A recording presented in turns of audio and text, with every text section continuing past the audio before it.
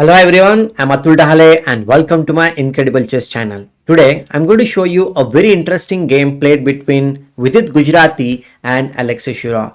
Alexie Shirov has always been an inspiration to all of us, and he has played incredible games in his career till now. He is more than 50 years old. But one thing I would like to tell about Alexie Shirov is that he has written an amazing book called as Fire on Board. If you have not read that book, do read that book. You will come across amazing games by Alexie Shirov. But today's topic of discussion is not his best game, is the topic of Vidit Gujrathi's best game, which he played in the FIDE Grand Swiss tournament, which he eventually won. And in this game, Vidit played an incredible game, I will say. So that's why the topic name is Incredible Chess Games. So we are going to look at lots of incredible games on this Incredible Chess channel. So guys, be there on this channel and enjoy the game analysis done by me. And let's begin then. Don't forget to like this video, share this video with your friends, and if you're new to this channel, subscribe to my channel. So let's begin. White plays with knight of 3. Vidit is playing with the white pieces. Alexie Shirov playing with the black pieces. He plays d5 in this position, then d4. A very practical choice against world renowned attacking player who is from Riga, same city or the place of Mikhail Tal, you can say.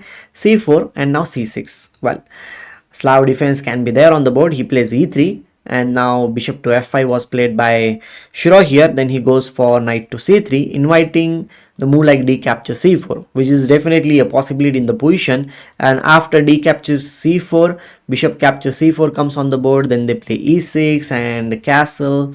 After that, knight to d7 and so on. Like, there are lots of interesting ways to play in this position, queen e2 being the most famous way, and then knight comes to e4 square. Then usually they go for the knight on e4 square by playing knight to d2, and then black players capture here, bishop captures d2. The idea is to play e4 in future and so on. Okay, that's not something which happened in the game. He did not capture on c4.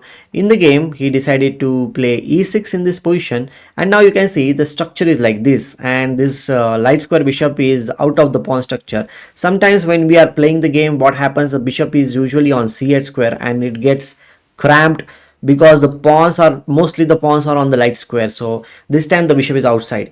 So here Vidit decided to play an interesting move. He played knight h4, going for the bishop on f5 square, and now he plays bishop to e4, inviting him to capture with knight captures e4, knight captures e4, and in that case the knight on h4 looks a little bit oddly placed. It has to come back in the game, and then black gets quite good play after bishop to d2 check, because you cannot you can play this thing, but I will say, like, after this castle and black completes the development very quickly, this knight is ready to jump on the e4 square also, and I think black is doing quite fine in this position. I will even say, like, black is slightly better. So Vidit did not go for knight captures e4. He plays f3, attacking the bishop on e4, and that was also one of the ideas of black, that he wanted to tempt white to play f3, okay, so that there will be some weakness. But in this game, it did not really happen like that. He plays bishop to g6, anticipating that white will capture on g6 immediately. But in that case, if you capture, which eventually happened in the game after one move, the rook's file will be opened up, which is also a fine way to play. But here Vidit decided to play first playing bishop to d2, and after this Shirov played bishop e7, then he captured on g6. Okay, now queen to c2. Of course, castling is one of the moves in the position which can be played. There's nothing wrong with castling. Shirov decided to capture on c4 first, and then bishop captures c4. Okay, fair enough. Both sides are developing the pieces, so black continues with the development with knight d7. And here, if you castle, then constantly the h2 pawn will be under attack, like queen c7 will be played, there will be some pressure. So Vidit says, I don't want to castle on the king side, I will castle on the queen side in this position, and maybe if Shirov castles on this side of the board, then he is ready to push the pawns forward and go for the storm with the pawns, right? So very good approach, I will say, in the game. Here black plays a6 with the idea of playing b5, maybe c5, all those things. So with this says, like, okay, I need to be safe in the position, my king needs to be safe, so he plays king to b1. Okay, after king to b1, c5 was played, and if you capture here, definitely knight will be coming in the game, knight c5 will be played, and then the rook c8 will also be coming. Black will be getting some play. So with this say, like, okay, I am not going to capture on c5. I will not allow your pieces to come in the game. I'm going to play g4 and going for g5 or something like that kind of a stuff. So he plays g4. Here Shirov captures on d4, he captures back, knight comes on b6 square, the bishop on c4 is under attack. So he saves the bishop on b3 and now he plays rook c8. The knight is pinned for the time being. Maybe knight d5 will be one of the ideas in the position. So Vidit says, I don't want to pin my knight. I will play queen to d3 and he's ready. Like if knight d5 or something like that is played, here as was played in the game also, he's ready to capture bit. Knight captures d5. If knight captures d5, then here Vidit comes up with a very good idea, because see, black tried to attack on white here in this position and he did not really get anything, because white's pieces are very well placed in this position and his king is also safe. And one more important thing is, like, black doesn't have that many pieces to attack on white's king. So the attack really did not happen. Like, okay, black was not really attacking, but it was trying to do something against the king, but that did not happen. So Vidit now seizes the opportunity. He's like, okay, your attack did not work, it's time for me to proceed with my own attack, because he's ready in the position. So he goes for f4 in this position. The idea is to play f5 and open up the king's position. If the king's position opens up, then the king in the center of the board, we all know this thing, that it is a very dangerous place for the king. So he plays f4, then queen to d7 was played. As per the plan, Vidit goes for f5 and now g captures f5, g captures f5, and in this position, well, you can play bishop f6 or something like that. You cannot castle. If you castle, then this rook will be there and there will be too much of attack, I'll say. And after f captures e6, f captures e6, I will say that black will be under a lot of pressure in this position, and black needs to be careful. So of course he did not play like that. He played in this position just capturing on f5, but that did not help him to go away from the attack. Here Vidit just simply gets the rook on this file. The e7 bishop is pinned in this position. He unpins the bishop with king to f8, and now Vidit brings the rook on e5, attacking the knight on d5 as well as the pawn on f5. You can see the pawn on f5 is also being attacked by the queen here, and Shirov is going to lose one of the pawns in the position. The knight goes behind because it was under attack. Vidit gets the pawn in the position. Now he's pawn up. The rook can also come in this position and it will be a very great attacking position for him. Here Shirov plays rook h4, attacking the pawn on d4. He simply saves the pawn on d4 and now b5 was played. Well, by playing b5, his idea is to play b4, dislodge the bishop and then get the pawn on d4. So here in this position, Vidit says like, okay, you are going to play b4, I need to stop it. So this is also very important while playing the game. Whenever you are playing the game, you need to understand what your opponent wants to do in the position, and you need to see whether that idea is going to cause you any trouble or it is okay. You can just ignore that idea.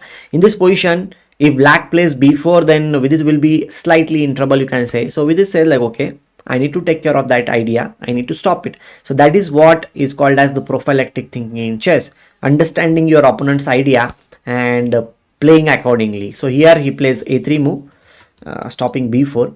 But by playing a3, you are also giving some target on a3. Okay, like this can be under attack. So here Shirov, as per his nature, goes for the sacrifice because he's from Riga, Latvia, the same place like Mikhail Tal. Both players are very famous attacking players, and goes for bishop captures a3.